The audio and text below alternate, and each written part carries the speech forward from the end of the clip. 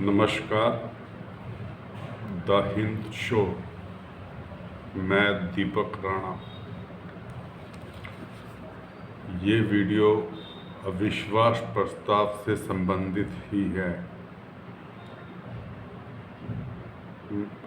आपसे मेरा निवेदन है कि इसे लाइक कीजिए। जो भी देख रहे हैं, नए जो देख रहे हैं, वह सब्सक्राइब कीजिए और आगे शेयर भी जरूर कीजिए। अविश्वास प्रस्ताव पर चर्चा की मंजूरी के बावजूद विपक्ष की यह जिद बरकरार रही कि मणिपुर हिंसा पर प्रधानमंत्री नरेंद्र मोदी संसद में बयान दें। गुरुवार को विपक्षी सदस्यों ने काले कपड़े पहनकर अपना विरोध जताया। इस पर भारतीय जनता पार्टी ने तंज भी कसा और सवाल भी उठाए। संसदीय कार्य मंत्री प्रहलाद जोशी ने कहा, आगे भी विपक्षी सदस्यों को काले कपड़े में ही रहना होगा।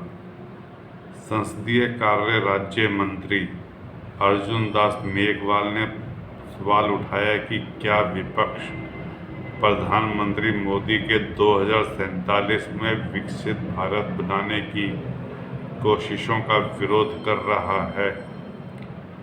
शोर शराबे के बीच बार बार बाधित होने के कारण अंततः दोनों सदनों की कार्यवाही शुक्रवार तक के लिए स्थगित करनी पड़ी।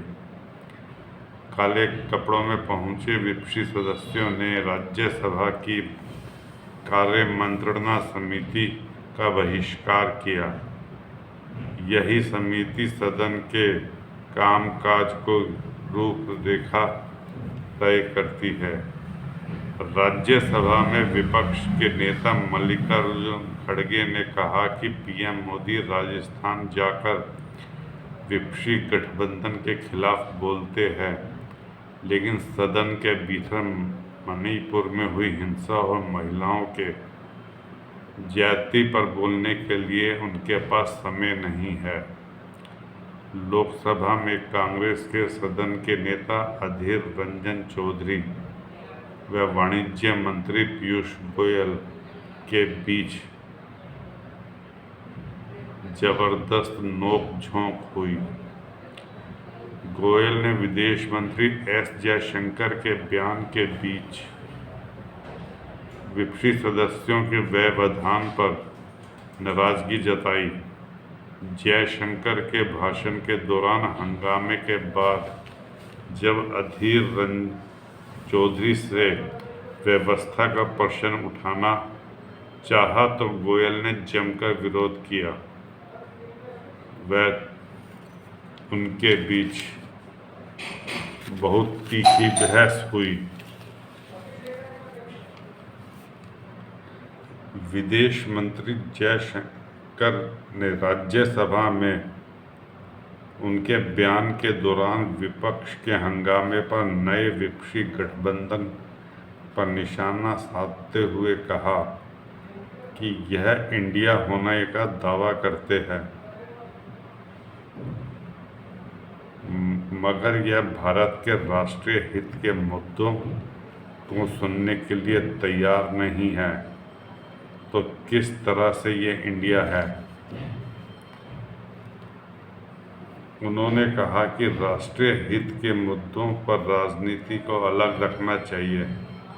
अपने संबोधन में विदेश मंत्री ने दुनिया में भारत के बढ़ते कद पर कहा कि देश वैश्विक रूप से उभर रहा है और दुनिया मानती है कि भारत जो कहता है वह सिर्फ उसके लिए नहीं बल्कि औरों के लिए भी होता है। भारत सभी के लिए शांति, सुरक्षा और समृद्धि की आवाज़ है। राज्यसभा में पिछले कुछ महीनों में भारत की विदेश नीति की उपलब्धियों पर विदेश मंत्री जयशंकर के बयान के दौरान विपक्षी हंगामे और नारेबाजी से वह खासे नाराज हुए। उन्होंने कहा कि उन्हें इस बात का बुरा लग रहा है कि विपक्ष कुछ भी सुनने को तैयार नहीं है। विपक्ष का बस यही उद्देश्य, यही मकसद रह गया है कि भारत की किसी भी प्रगति की आलोचना करें और उसका संदेश देश तक पहुंचने से रोकें। जयशंकर ने कहा कि हम सदन को बताना चाहते थे कि पिछले महीने में क्या घटनाक्रम है। आपने अमेरिका में प्रधानमंत्री का सफल दौरा देखा, लेकिन यह देखकर बुरा लगता है कि विपक्ष कुछ सुनना ही नहीं चाहता है। विपक्ष को देखकर ऐसा लगता है कि यह देश की हर उपलब्धि की आलोचना करना चाहते हैं। उन्होंने मणिपुर पर विपक्ष के हंगामे के बीच कहा कि वह भारत की विदेश नीति है और किसी पार्टी की विदेश नीति नहीं है। इसलिए हम जब भी सदन में भारत की विदेश नीति की उपलब्धियों की बात करते हैं, बताना चाहते हैं, लेकिन विपक्ष कुछ भी सुनने को तैयार नहीं होता। जबकि विदेश नीति एक ऐसा क्षेत्र है जिसमें सबको मिलकर काम करना चाहिए।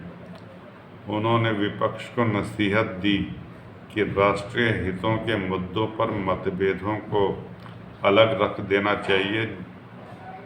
जहां देश को फायदा हो रहा है उस पर ध्यान देना चाहिए। जयशंकर के संबोधन के दौरान राज्यसभा में राष्ट्रीय जनतांत्रिक गठबंधन सदस्यों ने मोदी मोदी के नारे लगाए तो इसके जवाब में विपक्षी गठबंधन ने इंडिया इंडिया के नारे लगाए। ट्रेजरी बेंच और विपक्ष के बीच नोक-झोंक जारी रहने पर राज्यसभा को दोपहर 2 बजे तक के लिए स्थगित कर दिया गया।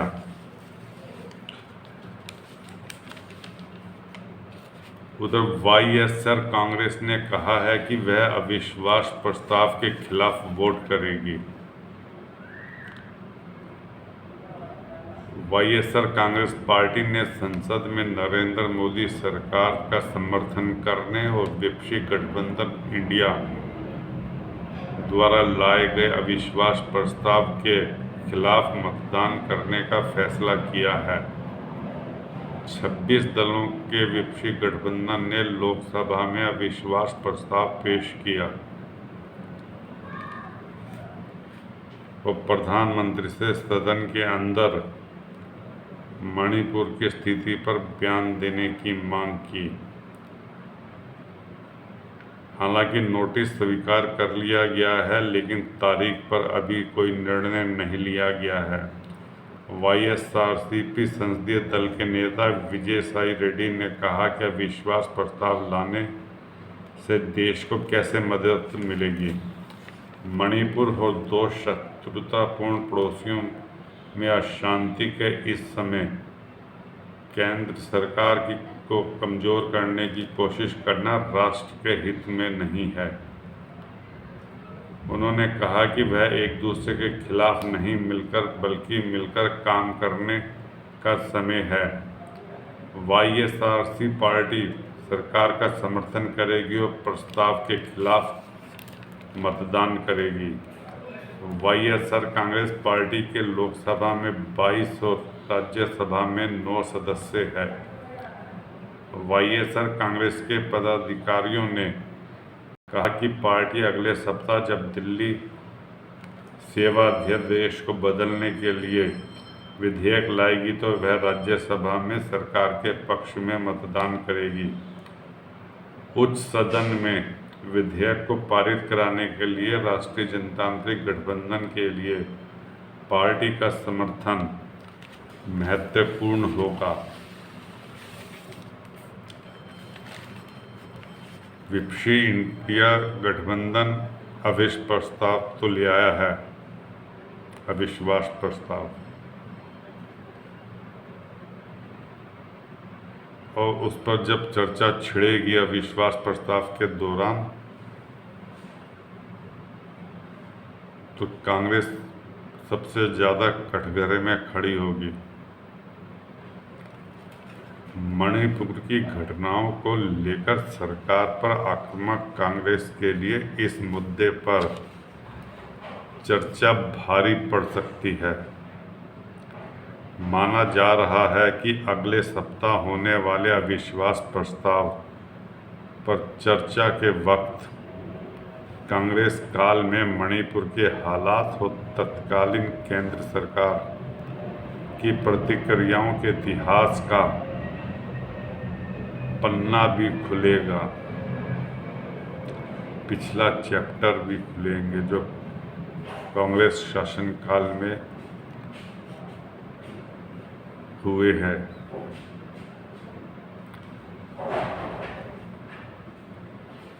और वह कांग्रेस को असहज कर देगा।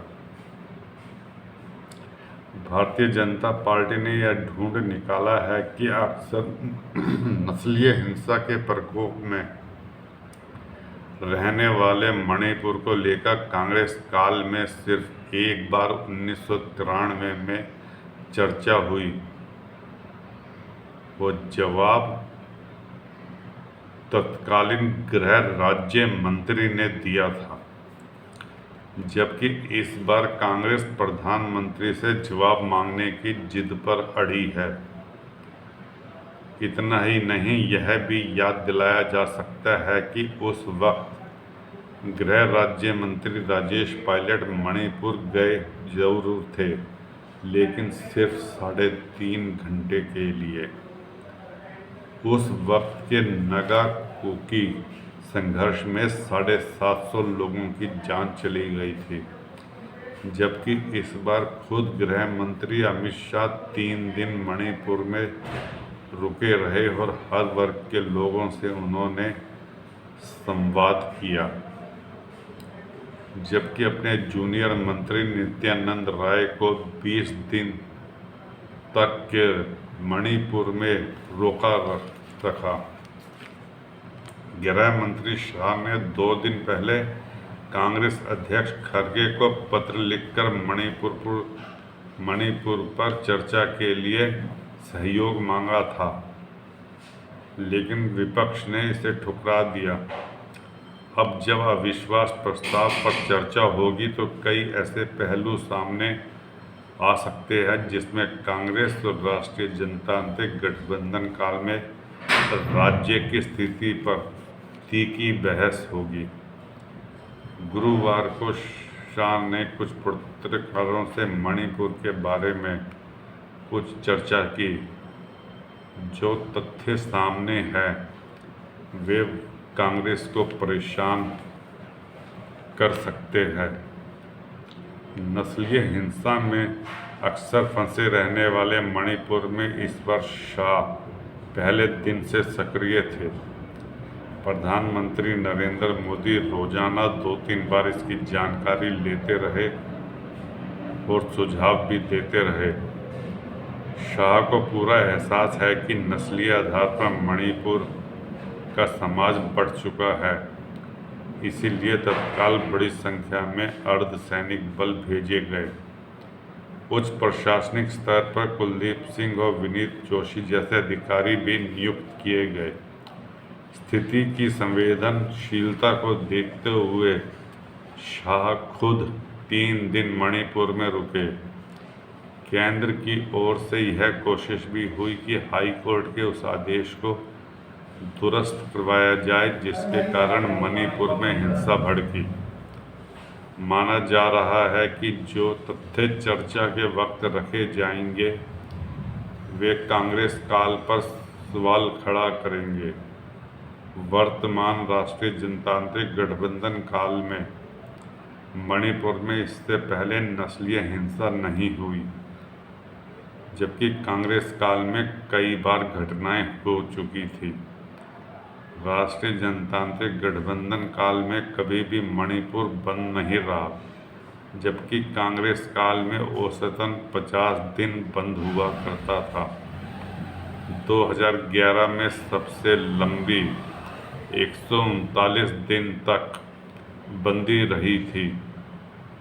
उस वक्त भी संसद में चर्चा की मांग उठी थी, लेकिन सरकार नहीं मानी। शाह ने बताया कि सीमा पर पूरी तरह बाड़ लगाई जाएगी। सीमा के जरिए म्यांमार से आने वाले लोगों के फिंगरप्रिंट लेकर उन्हें नेगेटिव लिस्ट में भी डाला जाएगा, ताकि वह स्थायी रूप से यहाँ ना रह सके।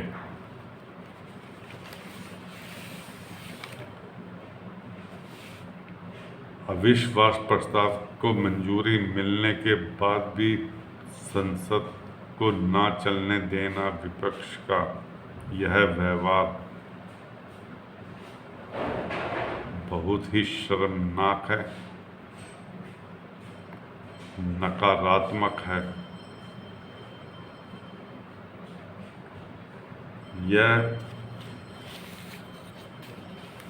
हैरानी की बात है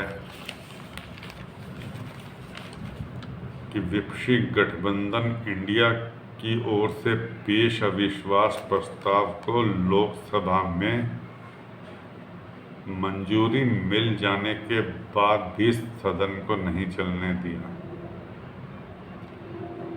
यह जिद की पराकाष्ठा है और इसका प्रमाण यह है कि विपक्ष ने ठान लिया है कि वह संसद के इस सत्र में कोई भी कार्य नहीं होने देंगे।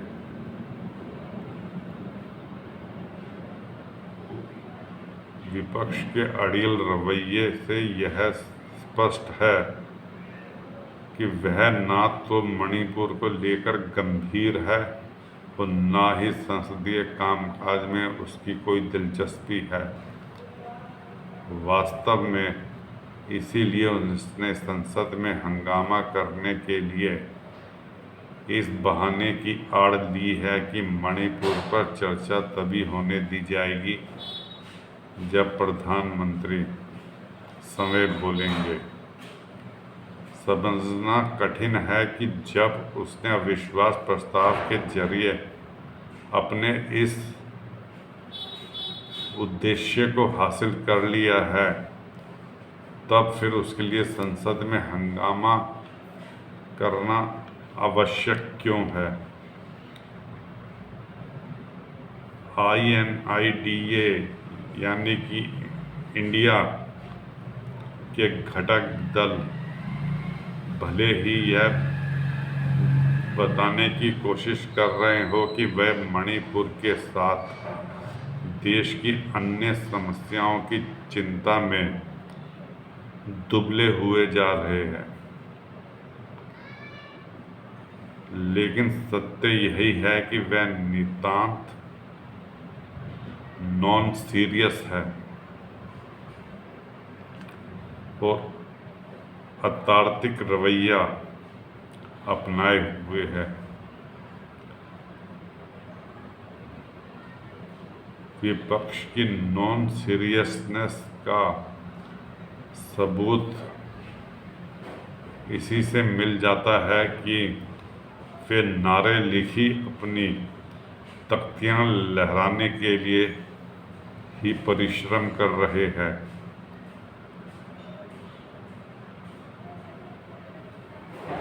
कोई भी समझ सकता है कि उन्होंने संसद में काले कपड़ों में दिखाने के लिए सारी मेहनत की है। काले कपड़े एवं झंडे विरोध का प्रतीक माने जाते हैं और विपक्षी नेताओं को ऐसे प्रतीक अपनाने का पूरा अधिकार होता है, लेकिन आखिर जनप्रतिनिधि के रूप में संसद में उनका काम अपने काले कपड़ों की नुमाइश करना है या फिर उन विषयों पर चर्चा करना है जिन्हें लेकर अपनी चिंता जताने में विपक्ष लगा हुआ है। आखिर ये कैसी चिंता है कि चर्चा करने के बजाय नारेबाजी पर मेहनत की जा रही है।